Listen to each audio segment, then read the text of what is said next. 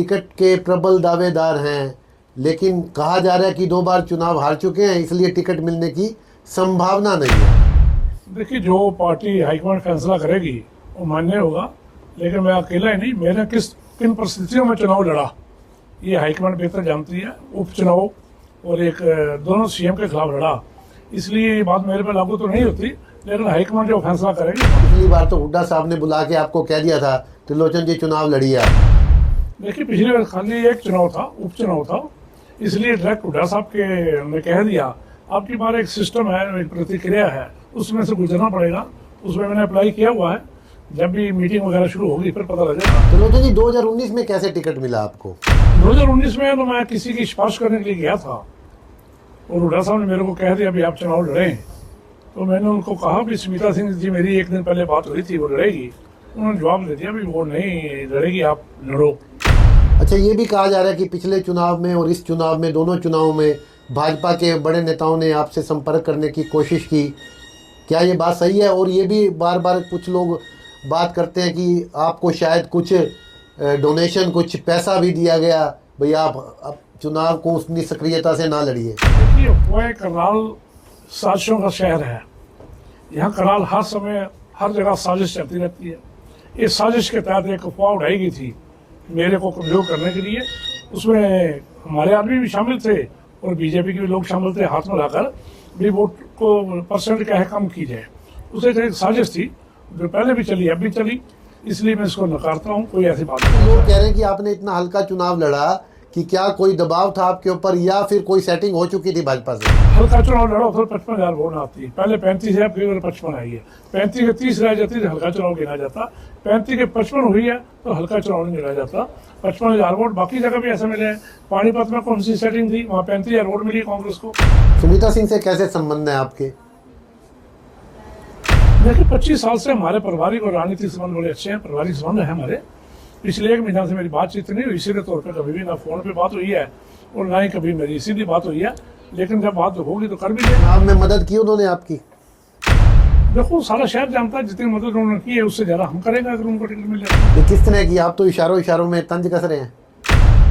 नहीं, मगर सबको पता है करनाल का कौन सा परिचित इलाका है, जिनको वो नहीं जानते लोग, उनको नहीं जानते, लीडरों को पता है, हर कार्यकर्ता को पता है, हर बूथ वाले को पता है उन्होंने कितनी मदद की है। उससे ज्यादा हम भी करेंगे अगर उनको टिकट मिलती है। कहते त्रिलोचन सिंह जी वैसे तो 4 लोगों में बैठते हैं, तो कहते हैं सुमिता सिंह ने ये किया वो किया, लेकिन फिर सुबह 6 बजे उनको बधाई संदेश भेज देते हैं जन्मदिन का। देखिए, बधाई संदेश देना हमारा एक सभ्यता है, एक बहन भाइयों की तरह हम रहे हैं 25 साल से, हमारा पारिवारिक राजनीतिक संबंध है। तो मैंने अभी परसों उनका बर्थडे था 6/18 पे, मैंने मैसेज डाला था हैप्पी बर्थडे का, सिर्फ एक लाइन का, उन्होंने आगे कर दिया था इस बात को। अरे आपको क्या लगता है हरियाणा में बागडोर किसके हाथ आएगी? अगर कांग्रेस काफ़ी सीटें ले जाती है या बहुमत में आ जाती है तो कौन मुख्यमंत्री होगा? क्योंकि कुमारी शैलजा भी दावेदार हुई है इस समय चीफ मिनिस्टर पद की। क्या लगता है कि भूपेंद्र सिंह हुड्डा या शैलजा? देखिए, वो तो विधायकों की मीटिंग में उभर के आता है किसका नाम, जिसको विधायक ज्यादा विधायक जिसको कह देते हैं उसका हमेशा होता है। हाईकमांड उसमें ऑब्जर्वर भेजती है, सारे उसकी राय ली जाती है, राय लेने के बाद मुख्यमंत्री बनाया जाता है। जिसको बनाया जाएगा कांग्रेस का मुख्यमंत्री। त्रिलोचन जी, किसको लगता है कि कौन करनाल से किसे टिकट दिया जाए वो चुनाव जीत सकता है? क्योंकि 2 बार आप चुनाव हार चुके हैं। क्या आपकी नज़र में ये बात को छोड़ दीजिए कि आप कैंडिडेट के दावेदार हैं या टिकट के दावेदार हैं, कि कौन मजबूत कैंडिडेट भाजपा को टक्कर दे सकता है? जिसका भी कांग्रेस पार्टी टिकट देगी वो टक्कर देने के काबिल होगा, क्योंकि कांग्रेस पार्टी के बैनर पे इलेक्शन लड़ा जाएगा। सिर्फ भीतर गाती लोग और बाहरी व्यक्ति को छोड़कर जो भी लोकल आदमी को दी जाएगी वो जीतेगा। नमस्कार, मैं हूं देवेंद्र गांधी और आप देख रहे हैं अभी ब्रेकिंग। चुनावी सरगर्मियां तेज हैं।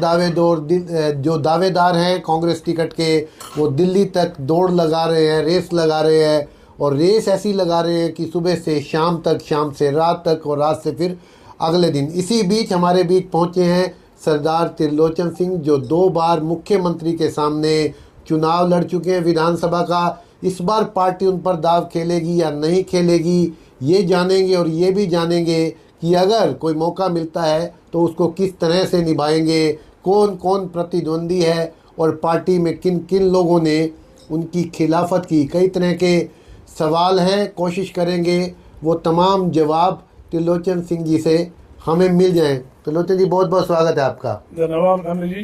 अभी अभी ब्रेकिंग न्यूज़ का भी आपका भी।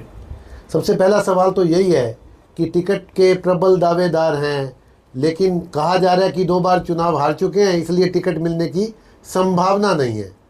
देखिए, जो पार्टी हाईकमांड फैसला करेगी वो मान्य होगा, लेकिन मैं अकेला ही नहीं, मैंने किन परिस्थितियों में चुनाव लड़ा ये हाईकमांड बेहतर जानती है। उपचुनाव और एक दोनों सीएम के खिलाफ लड़ा, इसलिए ये बात मेरे पे लागू तो नहीं होती, लेकिन हाईकमांड जो फैसला करेगी वो मान्य होगा। ये 2 चुनाव मानते हैं कि क्योंकि एक ही साल में 5 ही साल में 2 चुनाव आ गए, और ये तीसरा हो गया ना, ये 5 साल में तीसरा चुनाव है जिसके लिए मैंने अप्लाई किया है, टिकट मांग रहा हूँ।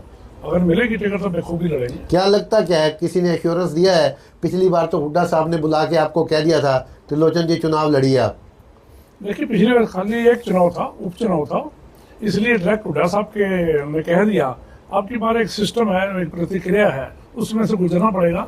उसमें मैंने अप्लाई किया हुआ है, जब भी मीटिंग वगैरह शुरू होगी फिर पता लगेगा हम कहाँ खड़े हैं। कांग्रेस में, हरियाणा कांग्रेस में आलिनाल भूपेंद्र सिंह हुड्डा हैं। देखिए, वो अलग बात है कि कांग्रेस हुड्डा साहब ने पीछे काफी संघर्ष किया और कांग्रेस को जिंदा रखा, कांग्रेस के वो नेता हैं, लेकिन एक सिस्टम है, सिस्टम के तहत एक पूरा संगठन बना हुआ है, उसके बीच में से सब गुजरेंगे। उसमें मैं भी हूँ, हुड्डा साहब भी हैं, स्मिता जी भी हैं, शैलजा जी भी हैं, सब उसी में से निकलेंगे। त्रिलोचन जी 2019 में कैसे टिकट मिला आपको? 2019 में तो मैं किसी की सिफारिश करने के लिए गया था और हुड्डा साहब ने मेरे को कह दिया अभी आप चुनाव लड़ें। तो मैंने उनको कहा भी स्मिता सिंह जी मेरी एक दिन पहले बात हुई थी, वो लड़ेगी। उन्होंने जवाब दे दिया भी वो नहीं लड़ेगी, आप लड़ो। तो मैंने ठीक है, जो आपका आदेश। तो मैंने उनके आदेश की पालना करते हुए चुनाव लड़ा। सिफारिश किसकी करने गए थे आप? मैं तो सर जसवंत सिंह थे, नीलो खड़ी से, वो टिकट मांग रहे थे, उनके लिए कहने के लिए गया था, नीलो खड़ी से के लिए। और उन्होंने टिकट दी और बखूबी लड़ा मैं, और करनाल के लोगों ने 36,000 वोट दिए, जबकि हुआ थी फिर त्रिलोचन मात्र 4 और 5,000 वोटों में अटक जाएगा। लेकिन करनाल के लोगों का और कांग्रेस पार्टी के प्रति प्यार था और मेरे प्रति प्यार था। 36,000 35,000 के वोट मिली। अच्छा, ये भी कहा जा रहा है कि पिछले चुनाव में और इस चुनाव में, दोनों चुनावों में भाजपा के बड़े नेताओं ने आपसे संपर्क करने की कोशिश की, क्या ये बात सही है? और ये भी बार बार कुछ लोग बात करते हैं कि आपको शायद कुछ डोनेशन, कुछ पैसा भी दिया गया, भैया आप चुनाव को उतनी सक्रियता से ना लड़िए, क्या ये बात सही है? देखिए, वह करनाल साजिशों का शहर है। यहाँ करनाल हर समय हर जगह साजिश चलती रहती है। इस साजिश के तहत एक अफवाह उड़ाई गई थी मेरे को कमजोर करने के लिए। उसमें हमारे आदमी भी शामिल थे और बीजेपी के भी लोग शामिल थे, हाथ में लाकर भी वोट को परसेंट क्या है कम की जाए। उसे एक साजिश थी जो पहले भी चली, अब भी चली, इसलिए मैं इसको नकारता हूँ। कोई ऐसी बात नहीं हुई। कोशिश हुई थी आपके साथ, संपर्क किया किसी ने? देखो, संपर्क तो करने की कोशिश करते हैं हर एक आदमी को देखने के लिए भी सीएम अनपोज बन जाए, सीएम के खिलाफ मुकाबला ना करे, ऐसी कोशिश की जाती है, की भी होगी, लेकिन मेरे से कोई ऐसी बात मेरे से नहीं हुई जो मैं यहाँ पे उल्लेख कर सकूँ। संपर्क किया किसी ने? पता लगा कि भाजपा के किसी नेता ने इस चुनाव में भी आपसे संपर्क किया? देखिए, अगर ये बात करूँगा तो बहुत दूर चली जाएगी, इसलिए मैं इस बात को समेट कर ये कह देना चाहता हूँ। नहीं, जाने दीजिए ना दूर, अगर आपके पास कोई है बात। इसके लिए फिर अलग से करेंगे अभी, क्योंकि नहीं तो लोग कह रहे हैं कि आपने इतना हल्का चुनाव लड़ा कि क्या कोई दबाव था आपके ऊपर या फिर कोई सेटिंग हो चुकी थी भाजपा से? देखिए, हल्का चुनाव लड़ा फिर 55,000 वोट आती है। पहले 35 है, फिर 55 आई है। 35 के 30 रह जाती है, हल्का चुनाव गिना जाता। 35 के 55 हुई है तो हल्का चुनाव नहीं गिना जाता। 55,000 वोट बाकी जगह भी ऐसे मिले हैं। पानीपत में कौन सी सेटिंग थी, वहाँ 35,000 वोट मिली कांग्रेस को, है नहीं? सब जगह ऐसे 55-56 सब जगह मिली है। यहाँ 60% पोलिंग में 55,000 वोट मिली है और इससे ज़्यादा। अच्छा, चुनाव हारने के बाद आपने एक बयान दिया था कि मेरी पीठ में छुरा घोंपा गया है, वो पता लगा आपको? हाँ, उसका मैंने बता दिया। हुड्डा साहब को पता है, उदय भान जी को पता है, प्रभारी जी को पता है, सबको पता है। हमारे चैनल पे भी बता दीजिए किसने पीठ में छुरा घोंपा। नहीं, अब तो नाम लेना बेहतर नहीं होगा, क्योंकि चुनाव सिर पे है। मैं पार्टी का नुकसान नहीं कर सकता, पार्टी के फेवर में हूँ, लेकिन सबको पता है। लेकिन मैं आपके माध्यम से एक रिक्वेस्ट जरूर करना चाहूँगा हाईकमांड से, जिन्होंने पीठ में छुरा घोंपा, आपको मालूम है, उनसे टिकट बचा कर रखें। वो टिकट के दावेदार हैं जिन्होंने छुरा घोंपा? हाँ, नेचुरली दावेदार तो है वो, लेकिन उनसे टिकट बचा कर रखें, वरना कार्यकर्ताओं का मनोबल गिरेगा। और राहुल गांधी जी का सपना है, ये सोचो भी उसकी पीठ में छुरा घोंपा गया, मेरे में नहीं छुपा गया, कांग्रेस पार्टी की पीठ में छुरा घोंपा गया। उनसे बचाओ, एक बाहरी व्यक्ति से बचाना क्योंकि हमारे कार्यकर्ताओं का बाद में मान सम्मान नहीं होता। जो बाहरी व्यक्ति आके वोट लेके चला जाता है, कार्यकर्ता बेचारे गलियों में घूमते रह जाते हैं। कार्यकर्ताओं का मान सम्मान के लिए बाहरी व्यक्ति से और भीतर जाती है दोनों से कांग्रेस को बचाना होगा। बारी से आपका क्या तात्पर्य है? दिव्यांशु बुद्धि राजा से? देखिए, बाहरी व्यक्ति जो विधानसभा क्षेत्र का हो, दिव्यांशु बुद्धि राजा ने बड़ा अच्छा इलेक्शन लड़ा, हमारा भाई है, वो तो पार्लियामेंट का इलेक्शन लड़ा है। वो तो खुद ही उन्होंने मना कर दिया कि मैं करनाल से चुनाव नहीं लड़ना चाहता, मेरी 2 बार बात हुई है। उसके अलावा भी अगर किसी को पार्टी बाहर से लड़ना चाहे तो रिक्वेस्ट है कि बाहरी व्यक्ति की बजाय लोकल व्यक्ति दीजिए जो पिछले काफी समय से कांग्रेस के कार्यकर्ताओं के बीच का। क्या इस तरह की कोई अटकलबाजी चल रही है कि बारी को टिकट दिया जा सकता है? कोई चर्चा दिल्ली में चल रही है किस तरह की? नहीं, पेपरों में पढ़ते हैं, आपके माध्यम से पढ़ते हैं, यूट्यूब से पढ़ते हैं, भी किसी बाहरी व्यक्ति का नाम आ सकता है। तभी मेरे कार्यकर्ताओं की तरफ से बोला मैंने, ये कार्यकर्ता और मान सम्मान नहीं रहता, कार्यकर्ताओं की जान पहचान नहीं होती, जिसकी वजह से वोट बैंक कम हो जाता है। सुमिता सिंह से कैसे संबंध है आपके? देखिए, 25 साल से हमारे पारिवारिक और राजनीतिक संबंध बड़े अच्छे हैं, पारिवारिक संबंध है हमारे। पिछले 1 महीना से मेरी बातचीत नहीं हुई सीधे तौर पर, कभी भी ना फोन पे बात हुई है और ना ही कभी मेरी सीधी बात हुई है। लेकिन जब बात होगी तो कर भी लेंगे बात। ऐसी चुनाव में मदद की उन्होंने आपकी? देखो, सारा शहर जानता है जितनी मदद उन्होंने की है उससे ज्यादा हम करेंगे अगर उनको टिकट मिल जाती है। नहीं, किस तरह की? आप तो इशारों में तंज कस रहे हैं। नहीं, मगर सबको पता है करनाल का कौन सा परिचित इलाका है, जिनको वो नहीं जानते लोग उनको नहीं जानते, लीडरों को पता है, हर कार्यकर्ता को पता है, हर बूथ वाले को पता है उन्होंने कितनी मदद की है। उससे ज्यादा हम भी करेंगे अगर उनको टिकट मिलती है। कहते त्रिलोचन सिंह जी वैसे तो 4 लोगों में बैठते हैं, तो कहते हैं सुमिता सिंह ने ये किया वो किया, लेकिन फिर सुबह 6 बजे उनको बधाई संदेश भेज देते हैं जन्मदिन का। देखिए, बधाई संदेश देना हमारा एक सभ्यता है, एक बहन भाइयों की तरह हम रहे हैं 25 साल से, हमारा पारिवारिक राजनीतिक संबंध है। तो मैंने अभी परसों उनका बर्थडे था 6/18 पे, मैंने मैसेज डाला था हैप्पी बर्थडे का, सिर्फ 1 लाइन का, उन्होंने आगे कर दिया थैंक्स। बात करता हूँ, ऐसा लगता है पूरी रात सोचते रहे सुबह कितने बजे मैसेज करूंगा। नहीं, मैं अक्सर 5 साढ़े 5 उठ जाता हूँ।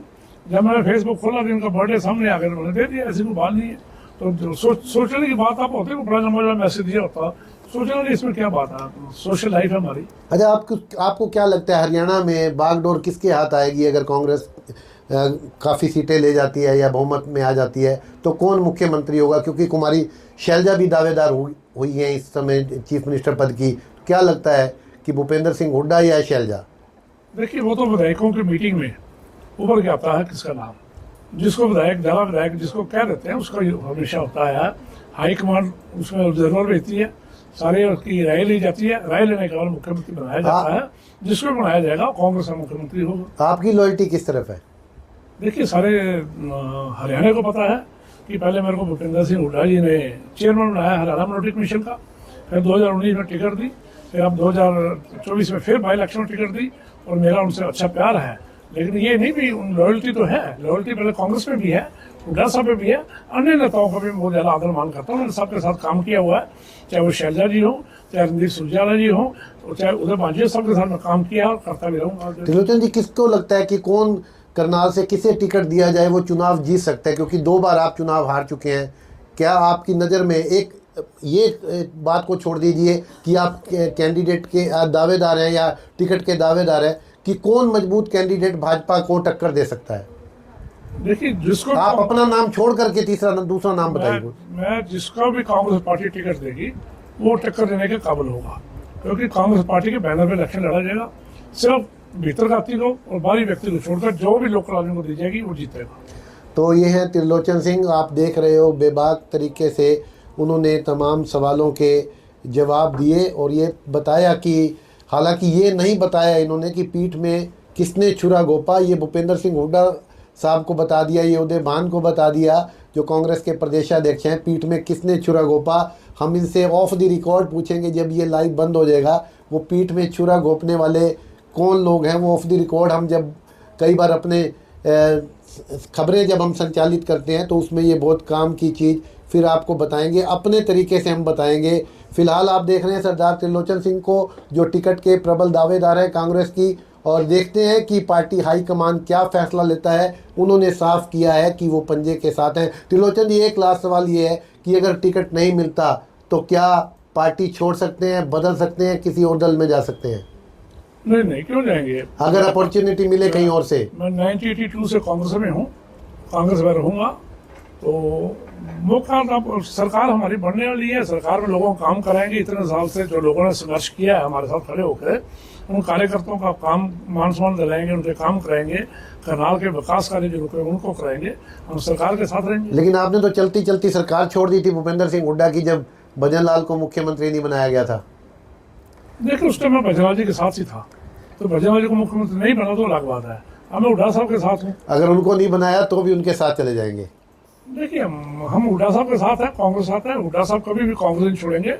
वो फ्रीडम फाइटर के बेटे हैं जिन्होंने देश को आजाद कराने के लिए कुर्बानियां दी हुई है, उनके साथ हैं, तो वो कांग्रेस के विचारधारा। ऐसा ही भजन लाल जी के बारे में कहा जाता था कि वो कांग्रेस नहीं छोड़ेंगे। चलो देखिए अब आगे समय कैसा आएगा अलग बात है, लेकिन अभी तक ऐसी कोई इरादा नहीं है। हम हुड्डा साहब के साथ हैं तो साथ आप हुड्डा साहब के साथ रहेंगे, कांग्रेस के साथ रहेंगे? देखिए हुड्डा साहब भी कांग्रेस में ही रहेंगे, ये सवाल ही पैदा होता है। किंतु परंतु खड़ा भी क्यों करें, हुड्डा साहब कांग्रेस को कभी नहीं छोड़ सकते, ये गलत विचारधारा है लोगों की। हुड्डा साहब आने वाले नेता हैं यहाँ के, वो हम उनके साथ हैं। बहरहाल राजनीति में कब क्या हो जाए कुछ कहा नहीं जा सकता। महाराष्ट्र में उद्धव ठाकरे की पार्टी में एक नाम है एकनाथ शिंदे। एकनाथ शिंदे ने किस तरह से बगावत कर दी वो भी सबको पता है, क्योंकि राजनीति में पद बड़ा होता है, पार्टी बड़ी नहीं होती। हरियाणा का इतिहास तो कम से कम यही कहता है। आपने देखा भी होगा कि किस तरह से पहले भजन लाल ने देवीलाल की सरकार तोड़ी, और फिर जब बारी आई भजन लाल को मुख्यमंत्री बनाने की तो कांग्रेस आला कमान ने भूपेंद्र सिंह हुड्डा को चीफ मिनिस्टर बना दिया। लोग कह रहे हैं कि जो घड़ी है वो ऐसे लगातार घूमती है और सुई वहीं आकर के फिर एक बार अटक जाती है, यानी समय खुद को दोहराता है। इस बार समय खुद को दोहराएगा या नहीं दोहराएगा ये आने वाले 1-1.5-2 महीने में पता चल जाएगा। वैसे कहा तो यही जा रहा है कि हरियाणा में भूपेंद्र सिंह हुड्डा चीफ मिनिस्टर के सबसे बड़े और सबसे मजबूत दावेदार हैं, लेकिन कुमारी शैलजा भी पीछे नहीं है, क्योंकि राहुल गांधी के लगातार SC ST को लेकर जो बयान आ रहे हैं वो कहीं ना कहीं उनकी बॉडी लैंग्वेज या संकेत देते हैं कि कुमारी शैलजा भी हरियाणा की चीफ मिनिस्टर हो सकती है। देखते रहिए अभी ब्रेकिंग। नमस्कार, जय हिंद, जय भारत।